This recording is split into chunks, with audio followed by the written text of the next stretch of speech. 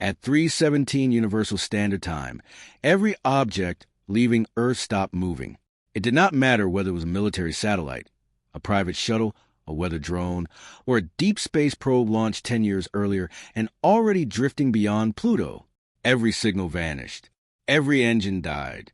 Every trajectory ended the same way, with silence, across mission control centers from Houston to Beijing. From Baikonur to Nairobi, alarms began screaming in perfect synchronization. Screens turned red. Operators shouted over each other. Telemetry collapsed. Entire orbital networks went blind within seconds. For exactly 43 seconds, humanity believed it was witnessing the largest technological failure in history. Then the stars disappeared. Commander Lena Voss stood inside Lunar Defense Command, staring through reinforced glass at the black beyond the moon's horizon, and watched space itself change shape. At first, it looked like light bending wrong, a distortion so vast her brain refused to process it. Then the darkness unfolded. Something enormous emerged, not a ship, not a fleet, but a structure so impossibly large it made fleets meaningless. It stretched across the outer edge of the solar system like the skeleton of a god, a ring of metallic architecture, surrounding everything humanity had ever called home. Mercury, Venus, Earth, Mars. Caged, no weapons fired, no invasion force descended, no dramatic alien armada filled the sky. There was only the ring, and then every screen on Earth turned white. Phones, televisions, military systems, emergency broadcasts, hospital monitors, flight towers, nuclear submarines beneath the Pacific. Even old analog displays connected to nothing modern flickered once and obeyed. One message appeared in every language at the same time. Earth is not under attack. Earth is under containment. The room inside Lunar Defense Command went silent. No one breathed. Lena read the words once, then again, as if repetition might make them less insane. Beside her, Admiral Sorenhale, old enough to remember when humanity still argued about whether intelligent life existed, said quietly, "That is not first contact." His voice was calm, but his hands were shaking. "No," Lena replied, unable to look away from the message. That sounded like a prison sentence. The transmission continued. By order of the Galactic Custodian Accord, species of Earth are restricted from extrasolar expansion. Prior classification, dormant threat. Current classification, active risk. Do not attempt escape. Do not force observation. Do not repeat history. Then it ended, just like that. No explanation. No negotiation. No face behind the judgment. Only accusation. Across Earth, panic spread faster than governments could contain it. Stock markets crashed before sunrise. Religious leaders declared prophecy fulfilled. Military satellites attempted emergency scans of the ring, and returned nothing useful, as if the structure refused to be measured. Children watched the sky and asked their parents the same question world leaders were too afraid to ask aloud. What did we do? Lena stood in the war room 3 hours later as every major power on Earth connected to the same emergency summit. Presidents, generals, intelligence directors, scientists, all exhausted, all angry, all suddenly very small. The Secretary General of the United Nations broke the silence first. "Someone out there built a wall around our species," she said, "and they built it before we were advanced enough to notice." No one argued, because that was the worst part. The ring had not arrived. It had activated. Buried records from deep space telescopes confirmed it. Strange gravitational shadows had existed at the edge of the system for decades, dismissed as sensor ghosts, bad math, impossible readings. It had been there the whole time, waiting, not for humanity to be born, for humanity to become dangerous enough to lock away. A physicist from Geneva pushed forward a report with pale hands. The structure isn't just blocking travel. It's responding to intent. Every launch attempt, every military scan, every aggressive action, it adapts before we complete it. "It's reading us," someone whispered. "No," Lena said. She looked again at the final line of the transmission. "Do not repeat history." And for the first time that night, she felt something colder than fear. Recognition. As if whoever built that prison wasn't afraid of what humans might become. They were afraid because they already knew Lena turned toward the dark window overlooking Earth, small, blue, beautiful, and suddenly looking less like a home and more like evidence. Then a technician at the far end of the room stood up too quickly, knocking over his chair. His face had gone white. There's something else, he said. Every eye turned. His voice cracked. We translated part of the deeper signal buried under broadcast. It wasn't meant for us. He swallowed hard. It was meant for them. Silence. Lena stepped forward. What does it say? The technician stared at the screen like he wished he hadn't asked the universe for answers. Then he read the final line. Containment integrity confirmed. He looked up. The species remembers nothing. For several seconds, no one in Lunar Defense Command moved. The word seemed to hang in the room like smoke after an explosion. The species remembers nothing. Not humanity. The species. Not a warning. A confirmation. Commander Lena Voss stood motionless beside the central tactical display, staring at the translated line as if it might rearrange itself into something less impossible. Around her, military officers, scientists, and world leaders wore the same expression, the look people had when reality shifted too far beneath their feet. To stand on. Admiral Soren Hale broke the silence first. Run again. The technician obeyed with trembling fingers. Layers of encrypted signal unfolded across the main screen, the original containment declaration sitting on top like a mask. Beneath it, hidden in frequencies no human system should have been able to decode, was the secondary message. Containment integrity confirmed. The species remembers nothing.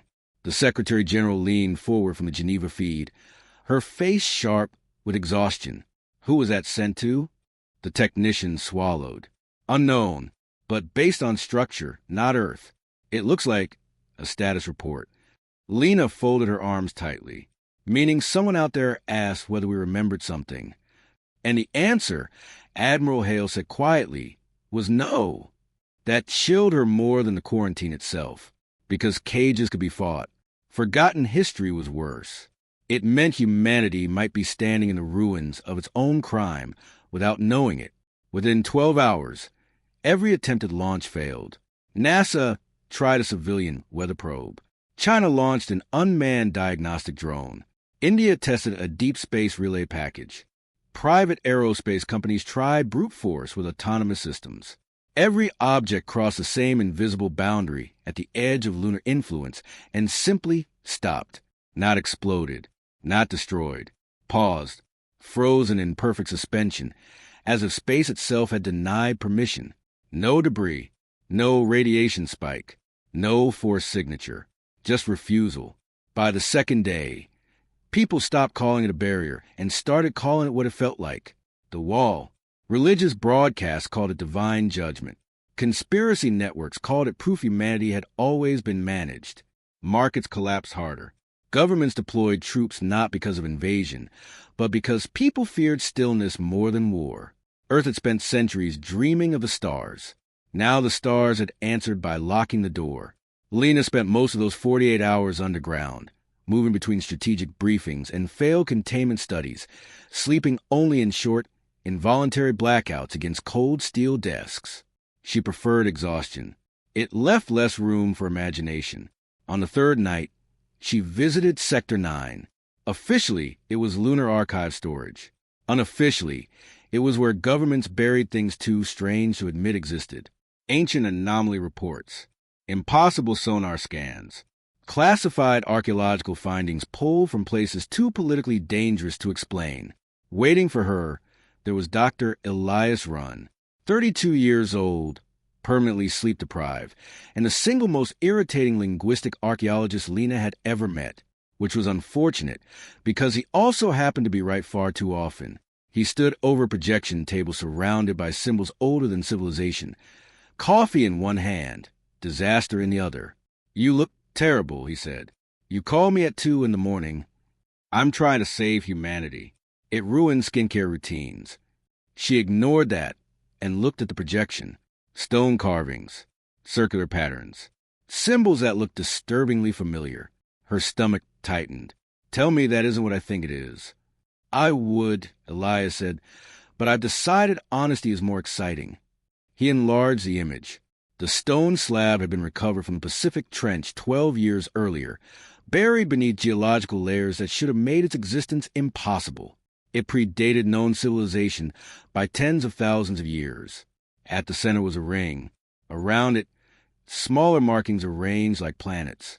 Earth, the wall. Lena felt something inside her go very still. How old? Old enough that I'd like to personally apologize to every historian I've ever mocked. He switched to another image. Cave markings from Namibia, then another from Siberia, then ruins beneath Antarctic ice. Different cultures, different continents. Same symbol, same warning, same ring. This isn't coincidence, Elias said. Humanity didn't imagine this. We remembered it. No, Lena said softly. We inherited it. He nodded once. And there's more. Of course there was. He pulled up fragments from the original containment broadcast, isolating linguistic structures. Alien grammar, but carrying strange patterns, repetitions, root forms, symbolic echoes. Some of them matched proto-human language structures. Not perfectly, but enough. Impossible, Lena whispered. That's my professional opinion, too. She stepped closer. You're saying our earliest myths may not have been myths. I'm saying if something came here long before recorded history, it left fingerprints in our language. She stared at the ancient ring carved into dead stone. The wall had not been built for strangers. It had been built for descendants. The realization hit like ice water. What if we weren't quarantined because of what we might do? She said. Elias looked at her. What if we were quarantined because they know what we already did? Neither of them spoke for a moment. Above them, Earth kept spinning. Cities still burned light into the dark. Children still went to school. People still bought coffee and argued online and pretended tomorrow belonged to them, all while something older than history stood at the edge of the solar system, waiting for humanity to remember why it had been caged. Then every light in Sector 9 flickered. Red emergency strips ignited along the walls. A priority alert slammed across Lena's wrist display. Unauthorized contact detected. External signal inside containment. Source, unknown. Elias looked at her. That sounds bad. It usually is. She turned and ran. Back in command. Every screen displayed the same impossible thing. A transmission, not from the custodians. From inside the wall, one signal, one source, one message waiting to be opened, and stamped across the top in translation. For Commander Lena Voss only, the message waited in absolute silence. Every screen in Lunar Defense Command displayed the same thing. White text against a black background, cold and deliberate. For Commander Lena Voss only. No source signature. No visible origin. No known transmission path. That was the most disturbing part. Nothing crossed the wall. Not signals. Not ships. Not light. According to half the physicists now questioning their careers. And yet something had reached through. Every officer in the room was staring at Lena. Admiral Hale stood beside her, his expression unreadable. That could be a trap. It's definitely a trap, Lena said.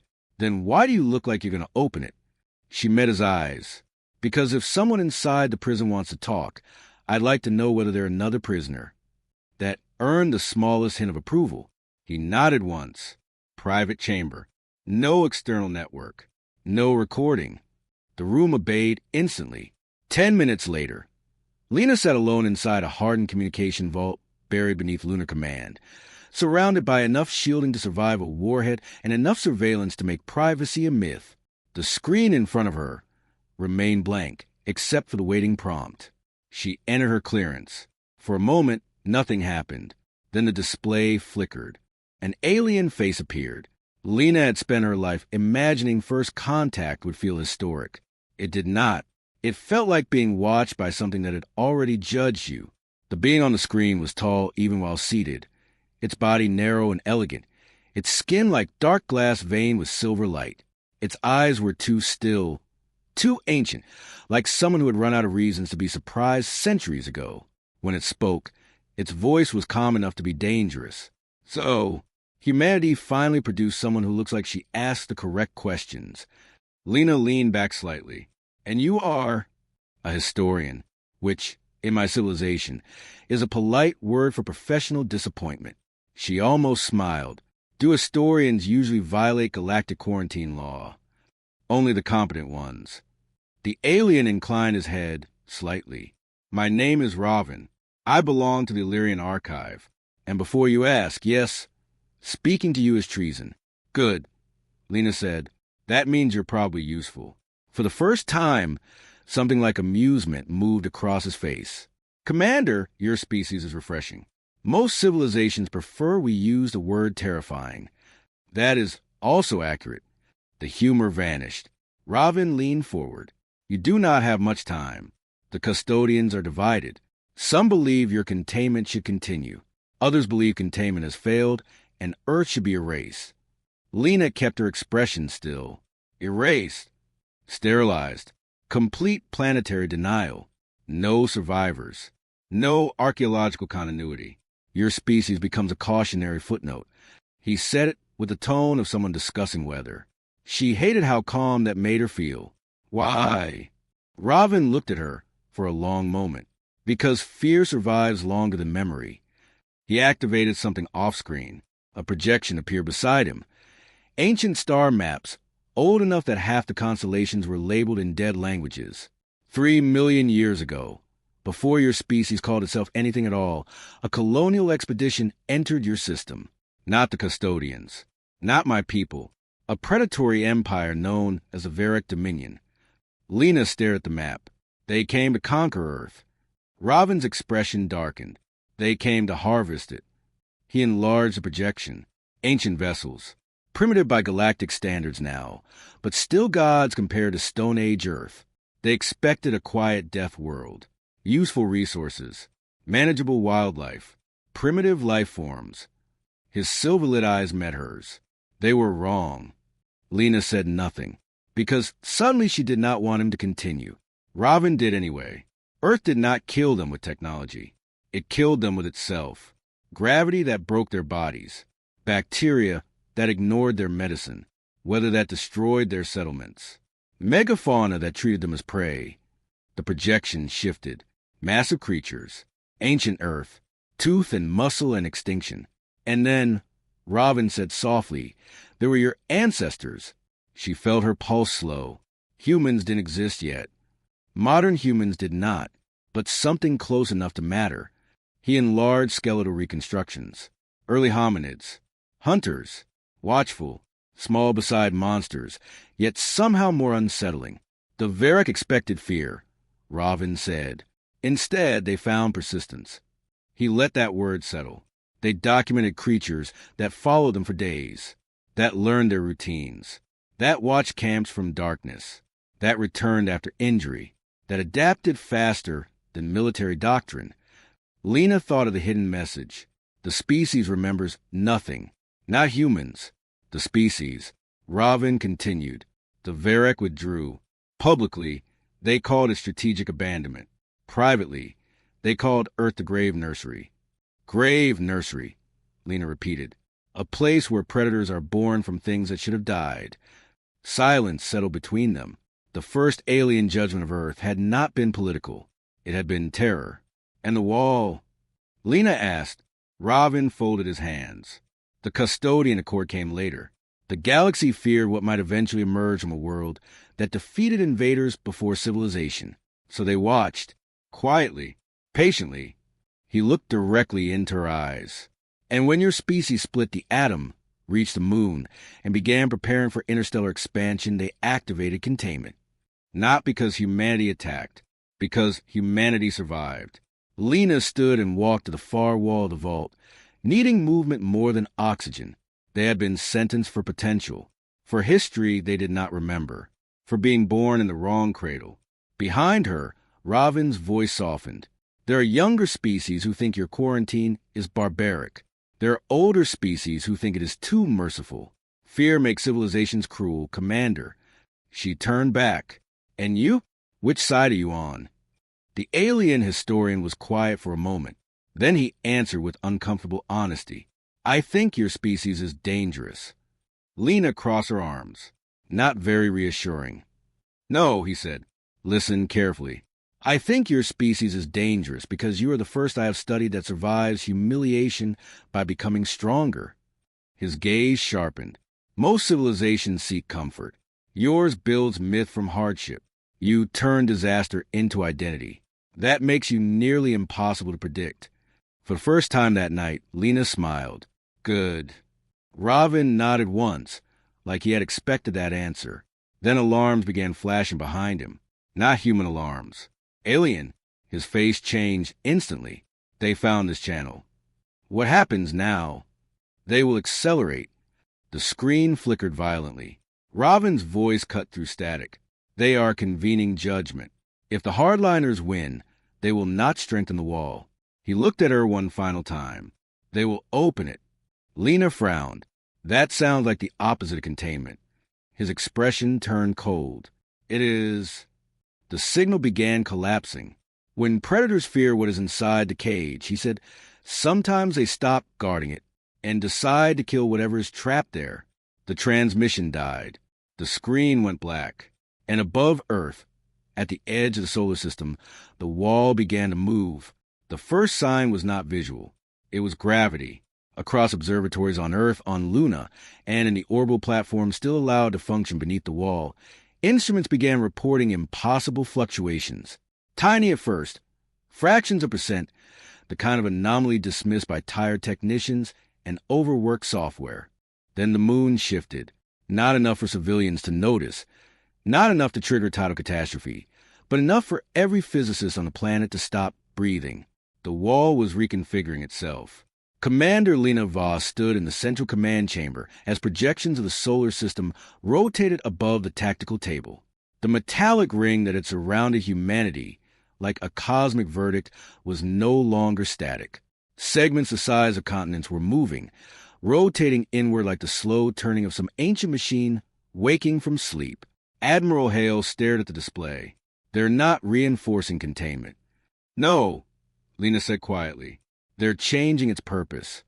Around the room, military analysts exchanged grim looks. No one said the obvious thing aloud. If the wall could imprison a species, it could also execute one. A new custodian transmission arrived 12 minutes later. No greeting, no diplomacy, no illusion of respect. Custodian review in progress. Final seal authorization pending. Species of Earth remain non-compliant. Prepare for permanent resolution. The words hit harder than any declaration of war, because war implied survival. This sounded like administration. The Secretary General appeared on the secure channel from Geneva, her voice tight with controlled anger. What exactly is final seal? No one answered immediately. Then Dr. Elias Runn, looking like he had aged 5 years in one night, stepped forward holding a tablet full of terrible things. We found references in recovered linguistic fragments, he said. It isn't destruction in the traditional sense. It's worse. He placed the data on the main display.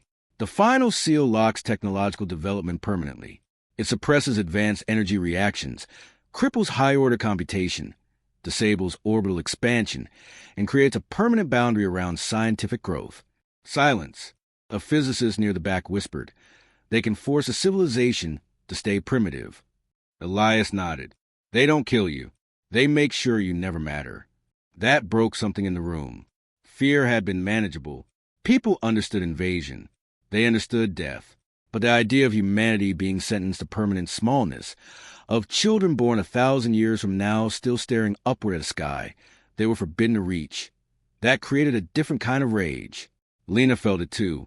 Not panic. Insult. They had looked at everything humans were, and decided the stars belonged to someone else. Admiral Hale slammed a hand on the table. No, it was the first time he had raised his voice since the wall appeared. We did not crawl out of caves, survive ice ages, split atoms, and walk on dead worlds to be told by strangers that our story ends here. The room changed with that sentence. Not hope, direction. Lena stepped forward. Can we break the wall? A silence followed that told her the answer before anyone spoke. Finally, the lead propulsion engineer shook her head. Not directly. Every aggressive action triggers adaptive response. Weapons fail. Launches freeze. Even simulations show the system predicts intent before execution. It reads hostility, Lena said, or expectation, Elias added. It behaves less like a shield and more like a legal mechanism, a machine enforcing rules. Rules. That word stayed with her. She turned back to the projection of the wall. Not a fortress, a courtroom, not built to fight enemies, built to process violations. That changed everything. 3 days later, the first test nearly killed 200 people. Publicly, it was called a failed evacuation drill from Lunar Colony Aster. Privately, it was Lena's attempt to challenge the system. A civilian transport, stripped of military signatures and carrying nothing but life support supplies, approached the wall under emergency humanitarian protocols. No weapons, no deception, just a ship asking for passage. For 17 seconds, it worked. Then the wall responded, not with force, with interpretation. Every system aboard the vessel shut down simultaneously. Life support failed. Artificial gravity collapsed. The ship dropped into powerless drift like a toy discarded by God. Only emergency retrieval from Luna prevented mass death. Lena watched the footage 3 times in silence. The wall had not rejected the ship because it feared attack. It had judged intent and denied escape. The system was not guarding against violence. It was guarding against freedom that night. Exhausted and furious, Lena sat alone in Observation Bay 3, staring at Earth suspended in darkness. Blue, alive, infuriatingly beautiful. A prison should have looked uglier. Behind her, Elias entered carrying 2 coffees and the expression of a man bringing bad news disguised as caffeine. I have a theory, he said. Wonderful. I was worried today lactose. He handed her a cup. The wall reacts to force, expansion, and unauthorized departure, but it ignores distress. She looked at him. Explain. He sat beside her. All historical records show custodian law prioritizes intervention ethics. If a contained species faces internal collapse, ecological failure, humanitarian disaster, extinction risk, the Accord requires external inspection. Lena turned slowly. You're saying the galaxy can imprison us, but it is legally obligated to check on dying prisoners. The ideas settle between them. Dangerous, elegant, very human. She stared again at Earth. No fleet could break the wall, but weakness might open it. Not real weakness. The performance of it. A civilization on the verge of collapse. Economic breakdown. Infrastructure failure. Ecological panic. A species too broken to threaten anyone. She hated how quickly the strategy made sense, because it required something humans despised. Pretending helplessness. Elias read her expression. You're thinking it. I'm thinking I hate it. That usually means it's smart. She stood. If we fake planetary collapse, custodian law forces inspection teams inside containment. And once they're here, Lena's eyes remained fixed on the stars. Then, for the first time since this began, we stopped being the ones under observation. The next morning, the order went out under the highest level of secrecy in human history. Selective blackouts, controlled misinformation, false infrastructure failures, manufactured ecological instability. Every government on Earth would participate in the greatest deception the species had ever attempted, not to win a war, to invite the enemy closer. As Lena prepared to brief the world leaders, a private alert flashed across her console. Origin, unknown. Source, internal custodian channel. Only 1 sentence. They are already suspicious. Raven. She read it twice. Then another line appeared beneath it. If you do this, Commander, understand the truth. Some cages are safest before the door opens. Lena stared at the warning for a long moment. Then she closed the message. Because humanity had never survived by choosing safety. And somewhere beyond the wall, ancient predators were deciding whether Earth deserved extinction. She intended to make sure they regretted opening the door. The collapse began on a Tuesday. Power grids failed across 3 continents within the same 6-hour window. Cargo traffic halted in major ports. Civilian networks flooded with emergency advisories warning of atmospheric instability over the Pacific and food supply failures across multiple agricultural zones. None of it was real. Every blackout was controlled. Every crisis carefully engineered. Entire governments coordinated like stage actors in the most expensive lie ever told. Hospitals continued functioning beneath false outage reports. Military systems ran silently behind civilian darkness. Supply chains rerouted underground while the surface performed panic for alien eyes. For the first time in history, humanity weaponized weakness. Commander Lena Voss watched it unfold from Lunar Defense Command with equal parts admiration and disgust. She hated deception when it was used against the helpless. She respected it when it was aimed upward. Admiral Hale stood beside her, studying the response data from the wall. Any reaction? Not yet. Elias answered from across the room, fingers moving over projection controls. But they're watching harder. Observation spikes across every boundary point. The system is verifying. Lena folded her arms. Good. Let them. The hardest part was not fooling the aliens. It was convincing humans to trust a lie. Protests erupted within 48 hours. Markets, already unstable, spiraled further. Entire populations believed civilization was genuinely beginning to fracture. Conspiracy theorists were accidentally correct for the wrong reasons.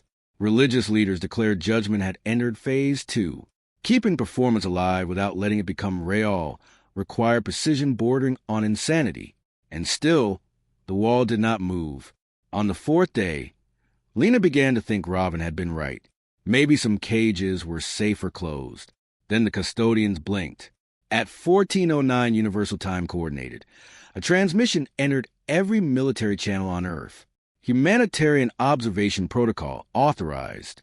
Inspection teams will enter containment. Non-compliance will void mercy. Estimated arrival, 18 hours. No one in command celebrated, because opening the cage door worked both ways. 18 hours later, they arrived. Not warships. That would have been easier. 3 custodian inspection vessels crossed the wall without resistance. Sleek, silver-black constructs shaped less like ships and more like decisions. Silent, efficient, terrifying in their restraint. They entered orbit above Earth and requested landing clearance with the confidence of beings who had never been denied anything important.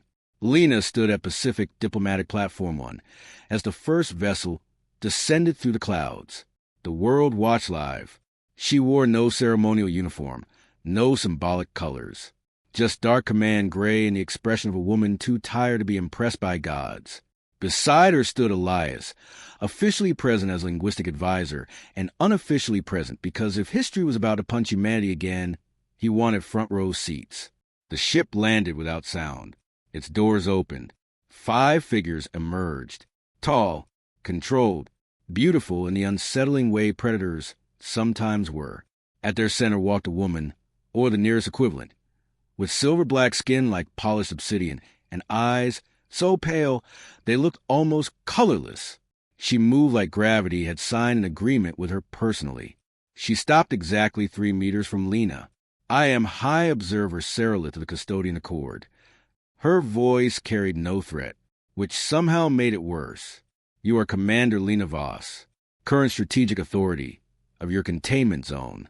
Not planet, zone. Lena kept her face neutral. Welcome to Earth.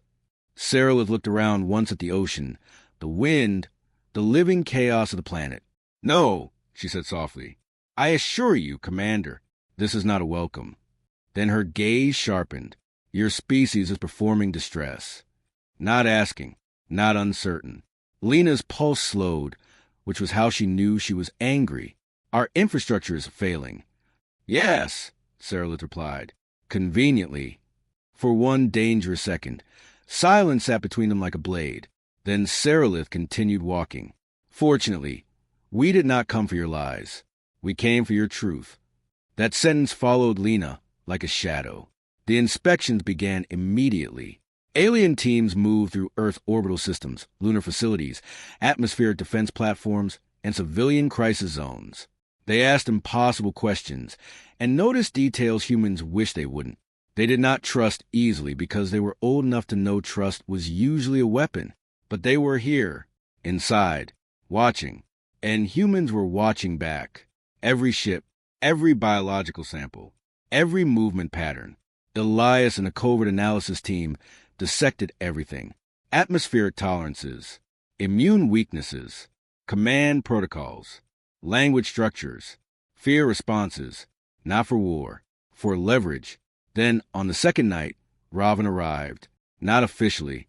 He appeared in a sealed archive chamber beneath Lunar Command, escorted by security officers who looked personally offended by his existence. He stood calmly between armed humans, as if being arrested by another species was a relaxing hobby. Lena entered and dismissed the guards. You crossed the wall. Ravin adjusted the silver trim of his dark formal robes. Yes, I dislike being ignored during major historical moments. You could have warned me Saralith would see through us. I assumed you had noticed she possesses eyes. She glared. He sighed. Commander! Deception was never the goal. Access was. You have it now. He stepped closer, voice lower. And you are still asking the wrong question. She crossed her arms. Enlighten me. Ravin activated a small projection from his wrist. Ancient records unfolded in pale light.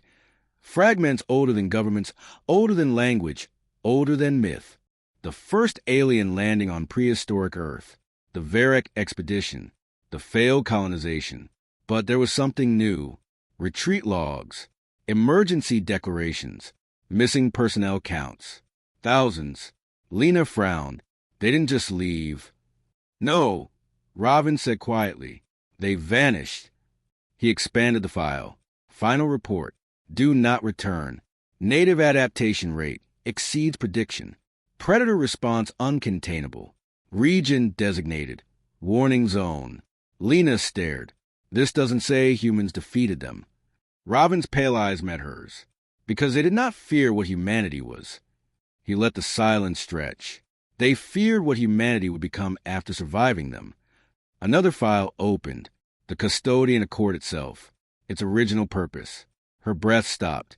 The wall was never built to imprison Earth, because humanity lost an ancient war.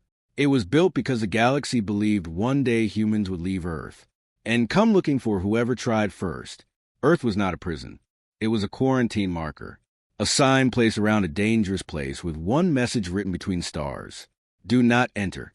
Lena whispered it before she meant to. We were never the prisoners. Ravin nodded once. No, Commander. His voice was almost gentle. You were the reason the cage existed at all. For a long moment, Lena said nothing.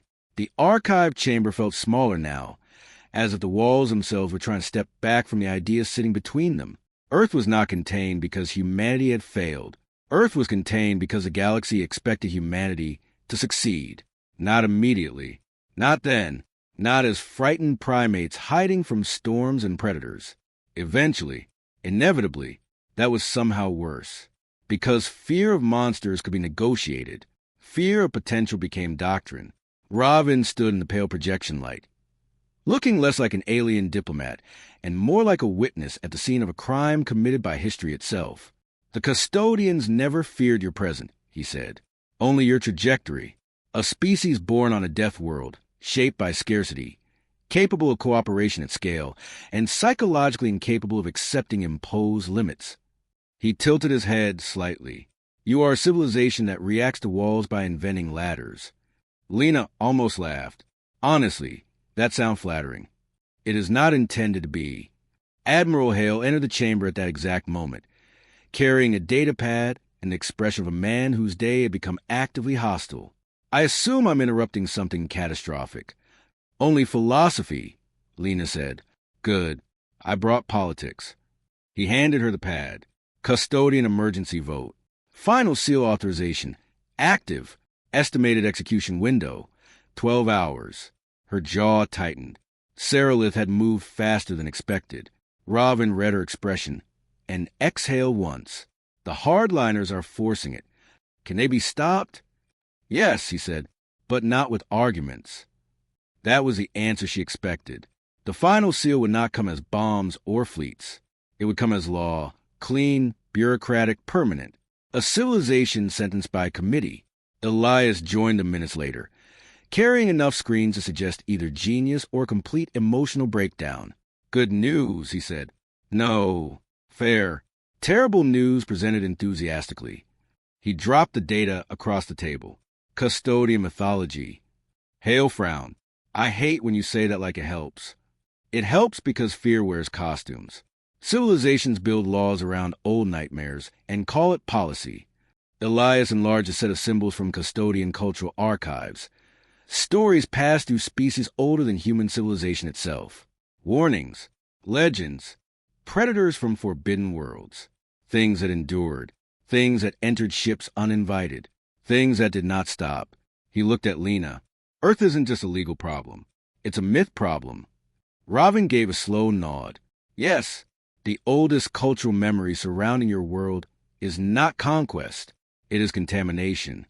Meaning, Robin said, that many species do not believe humans invade places. He paused. They believe humans spread.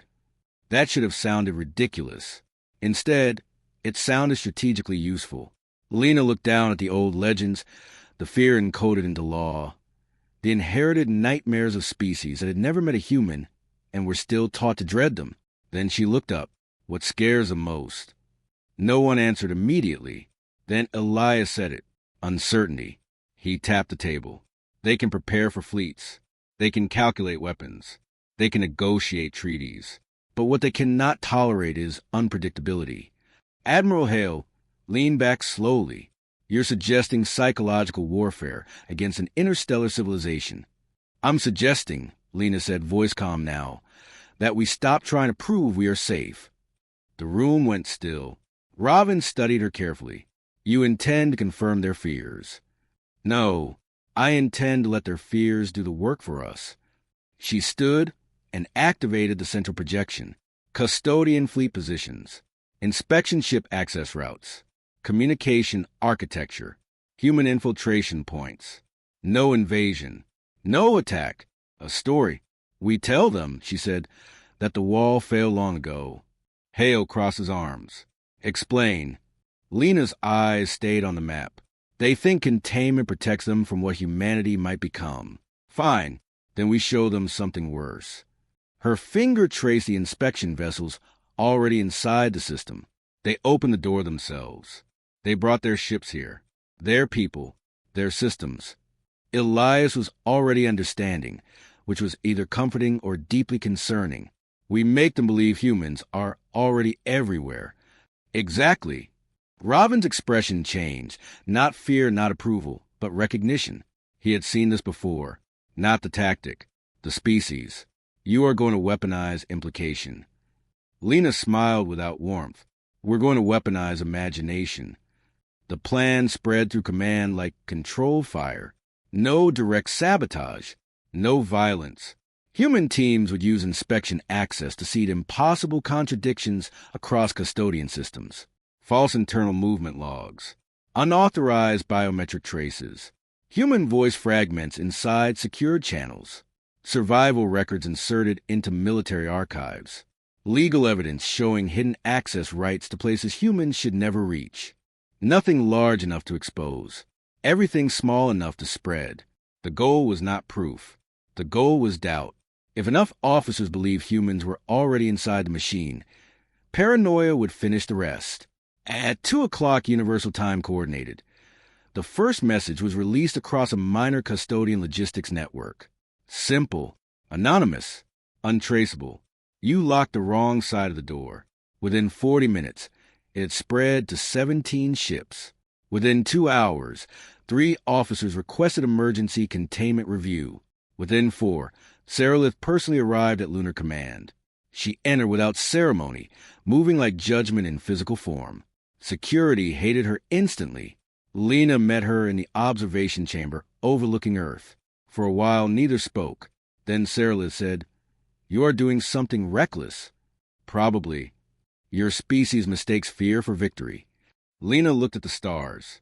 "No, we understand fear better than you do. We just know it moves faster than fleets." Saralith stepped closer. "You think myth will protect you?" "I think your people already wrote the myth. I'm just reading it back to them." For the first time, the High Observer looked genuinely unsettled. Not because she believed Lena, because she wasn't sure she didn't. That uncertainty mattered. At the edge of the solar system, Custodian warships began changing formation, not advancing, repositioning, watching each other. Inside the fleet, officers whispered about human sightings where none should exist. Locked doors opening. Systems responding to unauthorized commands. Voices in empty corridors. Not real, not entirely. But fear rarely asked permission from reality. Then the emergency alert hit every human channel at once. Custodian fleet mobilization. Barrier control nexus under full military activation. Final SEAL execution moved forward. Estimated time remaining 6 hours. Admiral Hale stared at the countdown. They're choosing force. Lena shook her head. No. She looked at the spreading panic inside alien command channels. The fractures widening, the old myths waking. They're choosing panic. And panic, she knew, made predators dangerous. But it also made them stupid. Now humanity only had to survive long enough to prove which mattered more. 6 hours to permanent extinction. Not death. Worse. 6 hours until humanity would become a species allowed to breathe, but never rise. The countdown hung above every command display in lunar defense, like a second moon, cold and impossible to ignore. 5 hours, 59 minutes, and 12 seconds. 5 hours, 59 minutes, and 11 seconds. 5 hours, 59 minutes, and 10 seconds. Commander Lena Voss stood at the center of the war room, while the planet below continued pretending it was not standing on the edge of history. Oceans moved. Cities glowed. Children slept. Somewhere, someone was still complaining about traffic. Civilization had a strange talent for looking normal just before disaster. Admiral Hale broke the silence. The fleet? Elias answered without looking up from his terminal. Fragmenting. That was the first good word anyone had said in hours. Across custodian space, the psychological contagion was spreading faster than predicted. Human presence reports had jumped from scattered anomalies to system-wide suspicion. Officers were accusing each other of concealment. Entire security divisions were quarantining their own ships. No one trusted what was real anymore, which was exactly the point. The problem was that paranoia did not stop the final seal. It only made everyone more dangerous while it approached. Robin's face appeared on the secure projection channel, dimly lit by what looked like a very illegal control room. The hardliners are consolidated at the barrier control nexus, he said. They are bypassing normal review. Seralith has lost procedural authority. Lena frowned. She opposed this? She opposed panic masquerading as policy. That almost sounded like respect. Robin continued. If the nexus completes authorization, the seal becomes self-sustaining. No political reversal. No appeal. No second chance. Hale crossed his arms. Can it be stopped physically? Robin gave him the look reserved for people asking offensively optimistic questions. With your current capabilities? No, Elias muttered. I appreciate how consistently disappointing alien truth is. Lena stepped closer to the screen. Then we don't stop the machine. We stop belief in the machine. Robin's eyes narrowed slightly. Explain. She brought up the custodian legal framework. The same structure that had imprisoned humanity. Every final seal required unanimous moral justification under founding accord law. The system could not permanently condemn a species if credible evidence existed that the condemnation itself violated original custodian doctrine. Law, like fear, depended on narrative, and narratives could be broken. We don't need to destroy the final seal, Lena said. We need to make them afraid to activate it. Hale understood first. The old records. Robin's expression sharpened. The Varric archives. Elias turned, suddenly fully awake. The original invasion records. Proof that Earth wasn't the aggressor. Proof the first crime came from them. And proof, Lena added, that the galaxy built an entire legal system around fear instead of fact. If that evidence reached a full custodian assembly before final seal completion, activation would trigger internal legitimacy collapse. The law would turn against itself. Robin was quiet for several seconds. Then he said, almost reluctantly, that might work. From him, that was practically applause. There is one problem, he added. Of course there is. The Varric archive cores inside the Nexus. Silence. Elias blinked. The giant, heavily defended military structure currently preparing our eternal imprisonment. Yes. Excellent. I was worried this plan lacked flavor. Hale looked at Lena. You're thinking about boarding it. No, she said. Then she paused. Yes. Because of course she was. 3 hours later, a stolen custodian inspection shuttle cut silently through the outer defense perimeter of the barrier control nexus. It was the size of city and shaped like certainty. No weapons, no escort, just one human shuttle carrying Commander Lena Voss, Elias run, and exactly enough bad decisions to qualify as a strategy. Robin remained behind to trigger legal release protocols if they succeeded. As the Nexus filled the forward view, Elias stared through the glass and said the most honest thing he had ever said. I would like the official record to show I preferred libraries. Lena adjusted her harness. Denied. Docking authorization came automatically. The custodians were too busy fearing invisible humans aboard their fleet to suspect actual humans flying straight at the center of their government. Sometimes the best disguise was audacity. They entered through an archive transit port meant for inspection officials and legal observers. No alarms. No resistance. That somehow made it worse. The Nexus was silent in the way old cathedrals were silent, less peaceful than watchful. Massive halls of silver-black architecture stretched upward beyond visibility, covered in inscriptions that looked more like warnings and decoration. Elias whispered, I hate how much this place feels like it judges me personally. It probably does. They moved fast. Archive Core, Level 7. Authorization locked behind legal identity protocols older than human agriculture. Luckily, Robin had opinions about bureaucracy and several stolen credentials. At the final vault door, Lena stopped. There were guards. Not many, only 3. That was enough. Before anyone could decide how badly this was going to go, a voice behind them said, I was wondering how long it would take. They turned. High Observer Cyrillus stood at the end of the corridor, calm as winter, no weapons drawn, which was somehow worse than if she had pointed a gun. The guard stepped aside for her immediately. Lena exhaled slowly. This is usually the part where someone says they expected us. Cyrillus walked closer. I expected Commander Voss. I did not expect her to bring the historian, who looks like he apologizes to furniture after bumping into it. Elias straightened. That is unfairly accurate. Cyrillus stopped in front of the vault. You intend to expose a founding lie. Yes, and if it collapses the custodian accord? Lena held her gaze. Then perhaps it should. For the first time, something raw moved behind Cyrillus's pale eyes. Exhaustion, anger, maybe even relief. You think we do not know what fear built? She asked quietly. You think I have spent my life defending this machine because I worship it? She turned toward the vault. The galaxy fears your species because humans survive what should end them. Her voice lowered. I fear your species because when you discover injustice, you do not merely resist it. She looked back. You make it everyone's problem. Then she placed her hand against the vault authorization seal. The doors began to open. The guards looked stunned. Elias looked spiritually vindicated. Lena said nothing. Cyrillus faced her one final time. Hurry, Commander. In 12 minutes, the hardliners override me. Inside the opening vault, ancient records waited, and somewhere above them, the countdown continued. 11 minutes and 47 seconds. 11 minutes and 46 seconds. 11 minutes and 45 seconds. Humanity had less than 12 minutes to prove it should have never been caged at all. The archive core did not look like a place built to hold truth. It looked like a tomb.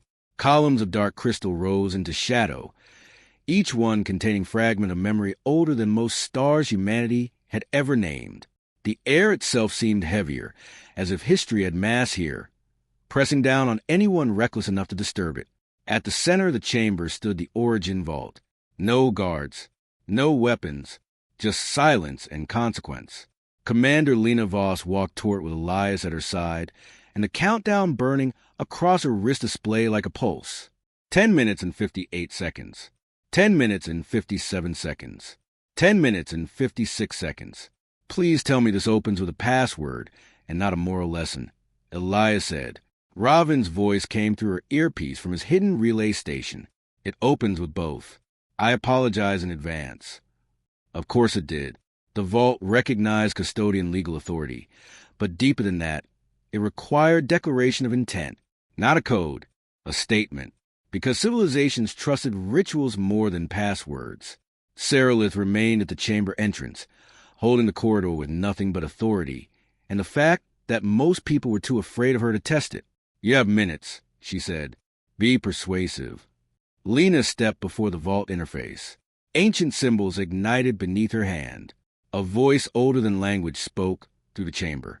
State purpose of access. For one brief moment, she considered diplomacy. Then she remembered the wall around her world. She remembered children being sentenced to smaller futures by strangers who had never met them. She remembered Earth being treated like a disease for surviving. And she answered with the only truth that mattered. To end a lie. Silence. Then the vault opened. Inside were the records that had shaped galactic law for millions of years. The first Varric expedition. The first contact with Earth. The reason the galaxy had feared humanity before humanity knew fire. Elias moved like a starving man at a banquet, scanning files, translating fragments, his voice getting quieter with every revelation. Oh no, that was never a comforting phrase. What? He turned the display toward her. The Varric had not arrived as explorers. They had arrived as harvesters. Earth had been selected for a biological extraction, megafauna, genetic resources, atmospheric adaptation studies. Primitive hominids had been classified as useful fauna, test subjects, not people, livestock. Lena felt something cold settle in her chest. They came here to farm us. Yes, Elias said softly, and they failed. The deeper files were worse. Varric outposts destroyed not by organized war, but by constant attrition, disease, predators, sabotaged by creatures they had labeled too primitive to matter.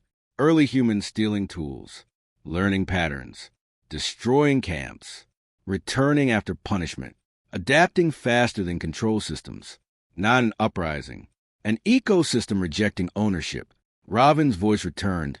Strain now. You need the legal declaration. Commander, final seal countdown is under 8 minutes. Lena found it. The hidden report, suppressed by the founding custodians. Final Varric conclusion. Earth is not a resource world. Earth produces resistance. Further interference will create a predator civilization with long memory. Recommend immediate withdrawal. Do not return. She stared at it. There it was. The truth. The galaxy had not feared humanity because humans were monsters. They feared humanity because they had tried to make monsters of them first. And humans remembered, even when history did not. Lena looked up. This is enough. No, Sarilith said from the doorway. It is more dangerous than enough. She was right, because truth did not just free Earth. It accused everyone who benefited from the lie. Lena activated the tribunal relay, across custodian space, across fleets, councils, governments, and the very ships preparing final seal execution. Every legal channel was forcibly overridden. Every screen turned to her, not as a prisoner, as a witness. The chamber behind her stood like evidence. She did not raise her voice. She did not need to. For millions of years, she began, you called Earth dangerous. You built walls around our future. You called us a threat before we understood the accusation. She placed the Varric report into the shared record. The file spread instantly. Verified. Irrefutable. Silence followed across half the galaxy. Then Lena continued. You feared what humanity might become, but you never asked why. Images filled the transmission. Ancient Earth. Failed colonies. Early humans surviving against impossible odds. You came to our world first. You tried to harvest us before we had language to protest. You called survival aggression. You turned your guilt into our sentence. In command chambers across custodian space, hardliners watched their legitimacy die in real time. She saw Sarilith close her eyes for one brief second. Relief. At last. Lena stepped closer to the broadcast. We are not dangerous because we come from a death world. We are dangerous because every wall you build teaches us how to climb. Her voice sharpened. You quarantined Earth because you were afraid we would come for revenge. She let the silence breathe. You were wrong. Another pause. We came for the future. At the barrier control nexus, legal authority collapsed. Emergency override requests flooded the system. Hardline commanders lost command access.